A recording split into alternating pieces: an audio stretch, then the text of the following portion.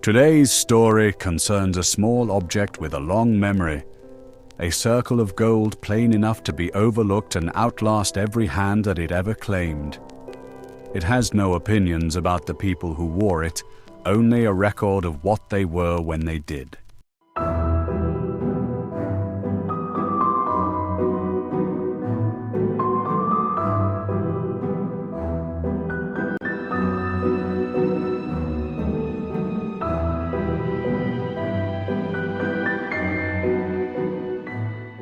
They held me up to lamplight and judged me by what I did not do. A plain band in good gold, a modest yellow stone, meant to sit close to the skin and pass unnoticed. The man who shaped me spoke little. His silence was part of the craft. When he pressed the claws into the jewel, he did not bless me or whisper over me. He did not treat me as anything other than a thing made to be worn. The family who ordered me had money old enough to ignore the cost of beauty. Their house was not the grandest in the district, but it was the sort of house that never needed to be grand, because they valued continuity more. Those things that could be handed from one person to the next without changing. A ring was a symbol for that kind of faith. It asked for nothing visible. It required only that people look at it and agree on what it meant. My first hand was the bride's.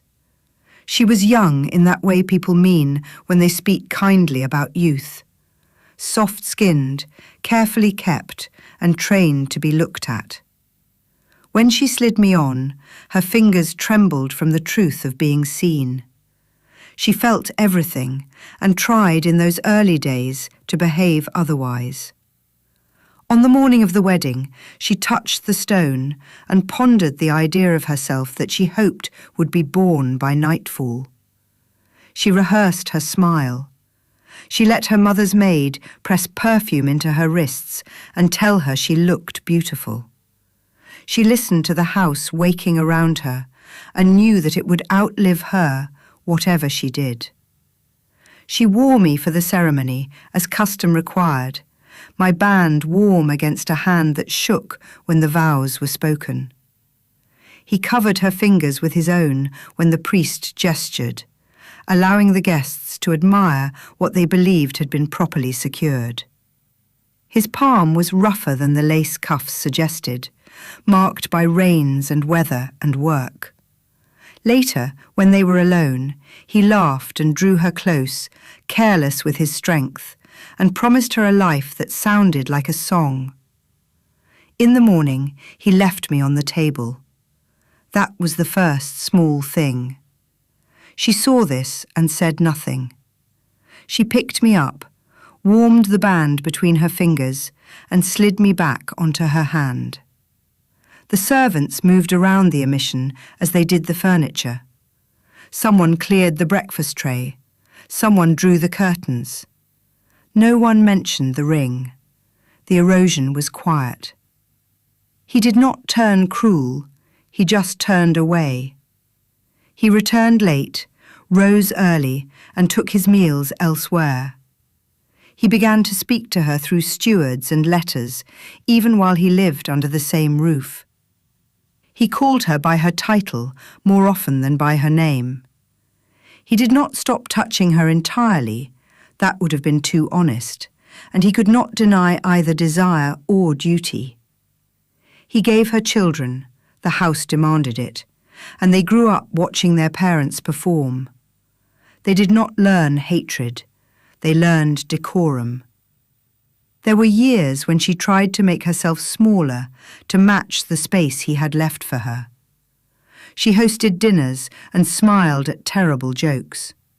She kept the household running with the steady competence expected of her, and told herself that was enough. In private, when the corridors were dark, she lay awake and watched her own hand. Sometimes she pressed me against her lips, tasting the lie of it, but she never removed me. That would have been an admission that the house might be wrong, and she had been trained from childhood to believe the house was always right. She would twist me when she lay awake, her thumb circling the band until her skin reddened. Later, she stopped. Later still, she touched the stone once in a while, checking whether the yellow had dimmed as her promises had done. But it did not. When she died, it was not a tragedy. It was a conclusion. The sheets were clean and the priest punctual. A daughter removed me and held me up to the light, looking for an explanation. I had none to offer, of course. For a while afterwards, I lived in boxes. I passed through drawers and chests and pockets as the family's wealth faded and changed hands. I was worn by a woman who wanted a reminder of how her mother had suffered. I was worn by a son who put me on a cord and hid me under his shirt because he had debts and feared theft. I was pawned once and redeemed twice. I learned that continuity is not a virtue. It is simply a habit that lasts until it cannot. When the old house finally changed owners, no one wept for the ring. They wept for land, for name, for rooms they would no longer walk through. And the ring was counted with spoons and candlesticks, and then sold. Then I became a soldier's ring. He was not born into any house worth mentioning, so he found another. He was hired by it, fed by it, paid by it, and dismissed by it when the work was done. On the day they sent him away, the lady gave him a pouch of coin, and me. He turned the gold over in his palm, squinted at the yellow stone, and laughed. It was the laugh of a man who had learned not to expect gifts. He slid me onto his finger. It was easier than guarding me. His hands were broad and scarred, and his nails were bitten. I fit well enough on the finger he chose, close enough to feel his pulse in the bone. When he clenched a fist, I felt how his whole body committed to the grip or the punch, because he had learned that the only safety was in force. He told himself I was luck. Men at war need small assurances. They carry teeth, knots of cloth, or stones from a mother's hearth. He tapped me against his sword before fights and skirmishes and said, "Don't fail me." He did not mean me, though. He meant the world. The other men noticed, and they teased him at first. The road taught him its own lessons. March, eat, sleep, repeat. Keep your boots dry when you can. Learn which officers scream and which ones go silent before sending men into slaughter. Learn that villages look different when they know you are coming. Learn that children can hate without understanding why. He learned to strike without thinking, laugh without joy, to sleep in wet clothes and wake without warmth. He learned to step over bodies like they were fallen branches. He grew thin and harder. When he killed for the first time, I felt his shock at it, and then the way shock became something he could swallow. Later, killing became a craft just like any other. He spoke of it less, but he drank more. He began to believe that endurance was a kind of goodness. If you can keep going, you must be doing something right. That belief is dangerous. It makes a man treat survival as proof. I did not protect him. I survived him. Eventually there was a battle by a river, and the ice broke. Steel rang, and men shouted. He slipped, recovered, swung, and took a blow he did not see coming. It struck me, and the gold buckled beneath the impact. My band was warped, but the Yellowstone held stubbornly in those claws, and his hand jerked. He bellowed and swung back blindly, but then the river took him. Cold closed over his wrist, and he went under with his mouth open, trying to draw air that was not there. His fingers clawed at nothing, and his body fought like an animal. Then it stopped. No drama, just the end of his efforts. The current rolled him, dragged him, and took him. Eventually he became bone, and the river swept me free. I scraped on stones, sank into silt, and lay in a green dimness while above me the seasons changed. Once in a while, flood water churned the mud, and I felt myself turn slightly. Yet I always expected a return. It is what I am made of. A boy found me one summer when the water ran low. He pried me from the mud, wiped me on his shirt, and saw only gold. He traded me for a coin, having never been taught the value of anything that could not be eaten. The man who bought me tested my weight, noted the warped band, and impatiently hammered me round again. I was not restored to perfection, but I was restored to use. Thus I travelled once again. I passed through market hands, through pouches, through the shallow greed of people who wanted an easy gain. I might have been melted down. I might have been sold to a jeweller and remade into something more attractive. I was spared by a small accident of taste. Someone liked the Yellowstone on a plain band, thinking it convincing and respectable. I became for a time a prop in another's performances. I was slipped onto a finger for meetings, taken off afterwards, hidden under floorboards, produced again when a lie needed substance behind it. I was traded for a night's shelter. I was kept for a season and then lost again. No one asked what I had been. They asked only what I could fetch. I came to the wizard because a widow needed a tool. She wore me on a cord under her dress, close to her heart. Her husband had died when the blight swept through the narrower streets and left the richer houses untouched. With him went the little protection his name afforded. She sold what she could and carried what she could not bear to sell. She kept me out of sentiment, even though that too was now a luxury. When she reached a town that whispered of a man who could make the world bend, she went to him, fully prepared to risk disappointment. He looked pleased with himself, his cleverness a garment he had tailored and wore daily. His hands were clean, and his nails were cut short and polished. He listened to the widow's request, then asked to see the ring. When she placed me on his table, he smiled. "Plain," he said, "a vessel without a function." "It was my husband's," the widow said, and the lie sat awkwardly in her mouth. She needed me to be anchored to a story to justify carrying me through her hardship. The wizard did not care. He lifted me, turned me, and watched the Yellowstone hold the light.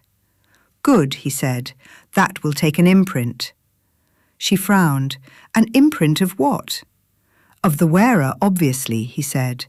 "What use is a charm that does not answer to the one who carries it? If I give you a ward made of my will, it dies when I stop looking at it. Better to make the ring learn you." He spoke of cost, took her coin, and when that was not enough, he took a lock of her hair.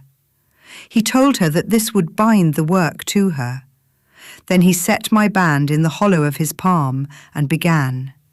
He drew shapes on parchment, spoke words, and pressed his thumb against the Yellowstone until it warmed. There was no blaze and no spectacle. The widow's pulse quickened and fear rose in her, but it was tempered by the stubborn insistence that had kept her walking through cold streets with empty hands. The wizard did not know what I already held. He assumed, because I was quiet, that I was empty. In that assumption, he ensured that I now learned everyone who wore me. It did not offend me. It was just his arrogance. He laid a function on me the way a man lays a stamp on wax, satisfied by the impression and uninterested in what the wax has been used for in the past. When he finished, the Yellowstone was warm, but now it was also ready. He slid me onto the widow's finger himself to demonstrate ownership of his own work. "Now," he said, "you will not be stronger than you are. You will be more you. In fear, you will become attentive. In pain, you will become persistent. In danger, you will become present. That is all any charm can do, honestly." "Will it keep me safe?" she asked. "It will keep you from wasting yourself," he replied, the satisfaction in his tone evident. He liked his own phrasing and the fact that he had made a ring do something. She left with me, and he went back to his notes, already turning the moment into an entry in a book, and imagining how it would sound when he told someone later. For years I served her, becoming a mirror that made her will coherent. When a thief reached for her purse, she caught his wrist and twisted hard, surprising both of them. When fever came, she endured it with clenched teeth and rose again, thin but alive. When a man spoke to her with the confidence of someone used to having women shrink, she rose. She did not become fearless, she became present. People confuse presence with threat, and that confusion kept her intact more than once. She learned to use that presence. She learned when to meet eyes and when to look away, when to speak and when silence would do more work. She did not attribute those lessons to the ring. She credited herself, as she should have. I was only the thing on her finger that gathered what was already there when the moment demanded it. She wore me until her hands grew older, and she wore me until she stopped believing survival was temporary. Then she died, as everyone does, and I waited again. After her, my owners were less worthy of dwelling on. A man wore me because he liked how steady he felt when he did.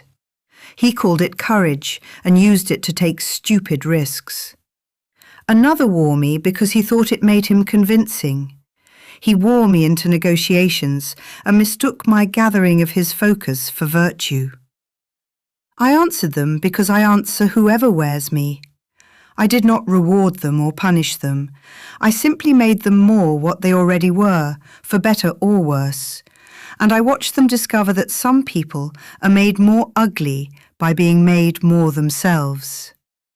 And then I came to the travelling merchant. He had a cart and a ledger and ambitions that grew faster than his caution.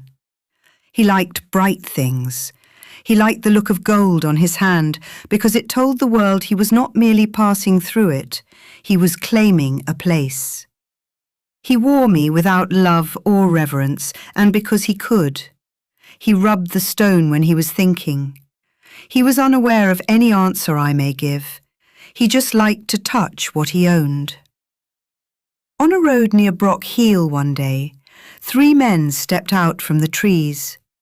They carried short clubs and knives, and their faces were half wrapped. They did not look theatrical, they looked hungry. The merchant raised his hands and began to bargain, offering coin, goods, even the cart itself, if they would only let him walk away with his breath. Fear rose in him, and I answered. His fear became alertness, and his anger became steadiness. His greed became focus. Presence settled on him like a cloak, but sadly he reached for his knife. A club struck the side of his head and he went down. One of the bandits grabbed his hand and tried to pull me free. I would not slide easily from his finger, and the bandit swore, drew a blade, and cut. The finger came away, and I came with it. The bandit held me up and laughed at the simplicity of gold. He did not notice the steadiness that came into him as he held me. He noticed only the promise of coin. Then hooves sounded their approach, and fear spread through them. They fled into the Woldwood because people always believe trees will hide them. They ran a while and then crouched in a shallow dip where wet leaves lay deep. The one who held me tried again to force me onto his finger, but I was too small. He looked back the way they had come and heard pursuit in every rustle and every drip. In the instant between wanting and fleeing, he made the practical choice. He threw me. I sailed through damp air and landed on the forest floor, in between trunks. Leaves closed over the Yellowstone. The forest did not acknowledge my presence. Rain soaked down through the leaf layers. Cold pervaded the soil. Warmth loosened it again. Insects crawled over me. A root pressed against my band for a season, and I slid a little deeper, the soil making room for me in its indifference. The Yellowstone took what light it could when light found it, and when light did not, it became just another dark shape. I waited. Time passed. In that remaining, I did not dream. I remembered the quiet end of a marriage, in the way the soil compacted and loosened. I remembered the soldier's endurance, in the way frost came and went.